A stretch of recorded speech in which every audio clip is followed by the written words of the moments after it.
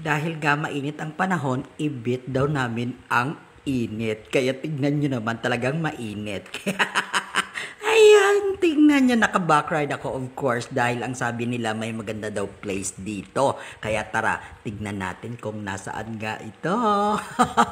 Hello guys, for today's content is samahan nyo ko dahil pupuntahan namin yung isang lugar dito sa Victoria City, yung Gawahon Eco Trail Park. Tignan nyo naman, di ba? Ang paligid, may gwapo kagad ako nakita. Kaya tignan nyo naman ang paligid, of course. Dahil pagkadating namin, nag-park muna kami ng aming sinakyang.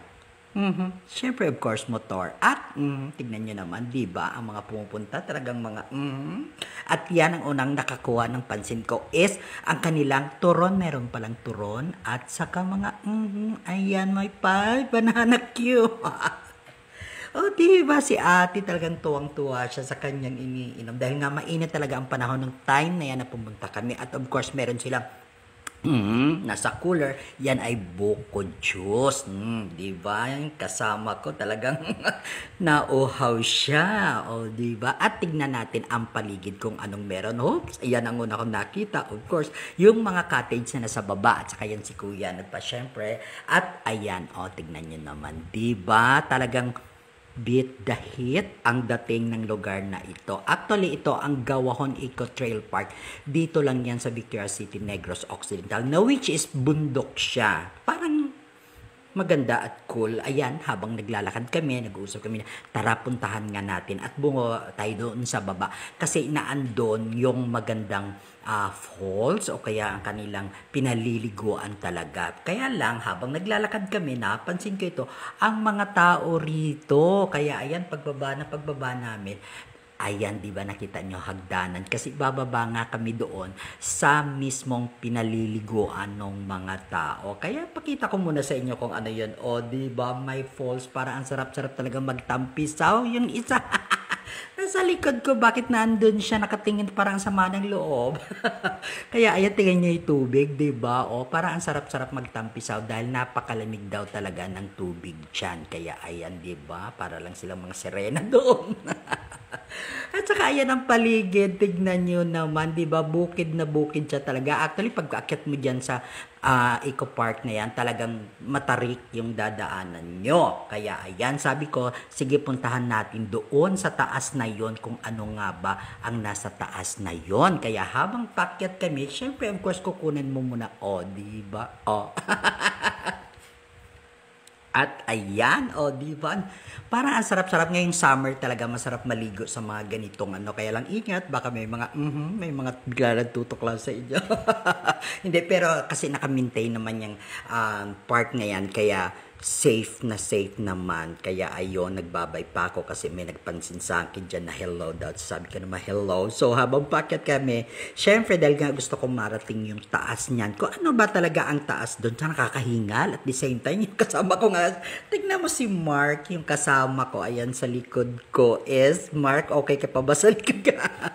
Kasi nga talagang matarik siya. So pinuntahan namin din yung mataas doon kasi nga gusto kong makita yung buo ba kung ano yung talaga ang buo. So habang umaakyat kami, may nakakasalubong kaming may nakasalubong kami. Yun, aakyatan namin ito kung ano yung meron sa taas. Kaya lang habang paakyat kami, ay nako, may nakasalubong kami na isang mama. Ayan, tignan nyo dyan. O, diba? Ang ganda kapag nasa taas ka kasi makikita mo, may mga lovers pa nga dyan eh.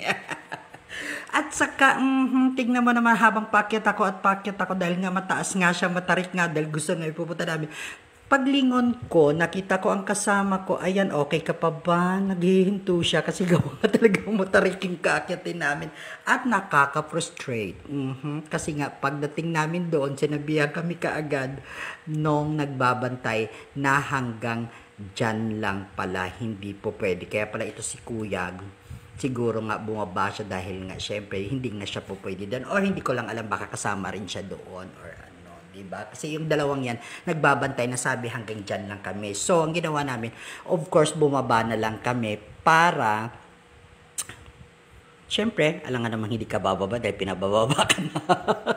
So parang ahay, ang taas-taas pa naman ng ng inakyat namin pagkatapos bababain lang naman pala kami kasi nga kung sa bagay kasi for safety na rin at the same time ng mga taong namamasyal sa forest na iyan o kaya sa eco-trail na yan, no? Kaya habang buwawa kami, sabi ko, punta na lang tayo doon sa kabila. Kaya habang buwawa kami, nakita ko nga, meron talaga siyang, kasi yung falls, medyo pataas din siya. So, habang pataas din yung mga falls na yun, napakit na pataas, mayroon din talaga naliligo sa bawat na yon, sa bawat area na yon. Ayan, tignan nyo, may naliligo dyan. Oh, diba? Pero yung tubig talaga umaagos hanggang doon sa baba na kung saan yun yung pinaka-basin ng tubig at parang pinaka-pool niya kaya doon naliligo yung mga tao kasi doon naman talaga ang bagsakan. Ngayon dito may mga tao talaga yan dito bumabagsak yung tubig galing doon sa taas kaya diyan sila nagbababad. But anyway, di ba napakasarap ng feeling na nakababad ka lang diyan kasi na mainit talaga. At ang lalaki ng mga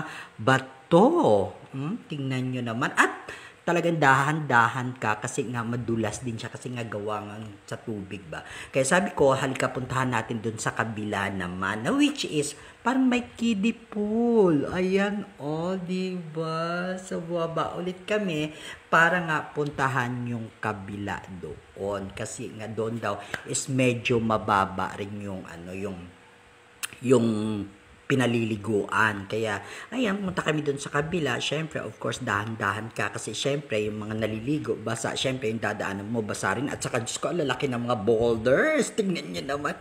Diba? At saka talaga malamig yung tubig. Habang dinadaanan mo yung tubig, malamig talaga siya. At ito yung kiddie pool. Parang brown na ang tubig, of course. Kasi marami na nga yung naliligo. So, siyempre, kahit pa ba, diba? Yung mga sapa naman talaga. Sapa ba tawag to? Okay. Anyway, kung ano man yung tawag nyo dyan. Kaya, so, ang kasama ko sabi niya, halika na akyat tayo doon sa taas kasi nga para makita natin kung ano nga yung taas doon. Kasi may mga cottages din doon sa taas. Tingnan nyo naman, diba? Dahan-dahan ka. Kasi talaga yung yung dadaanan mo, talaga, madulas. At saka tingnan mo naman ang tubig, diba? Ang linaw-linaw.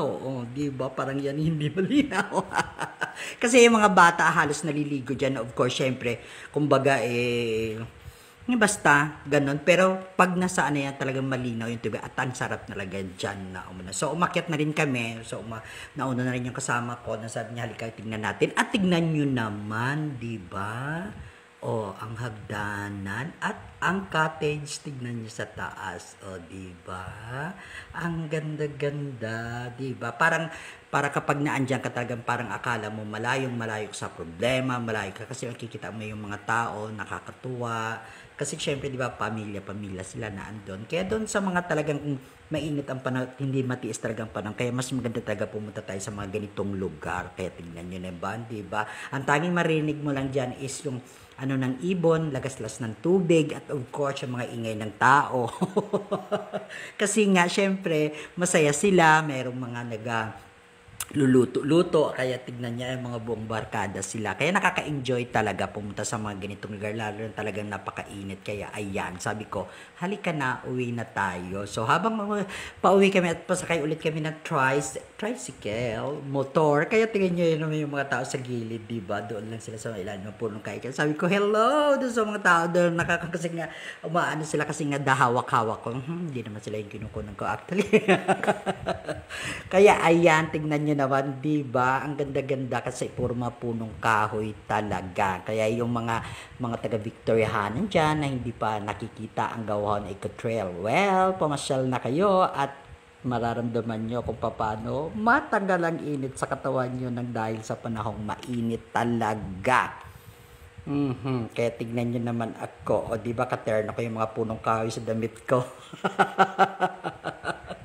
Diba? Kaya, hanggang dyan na lang. See ya for the next content. Bye!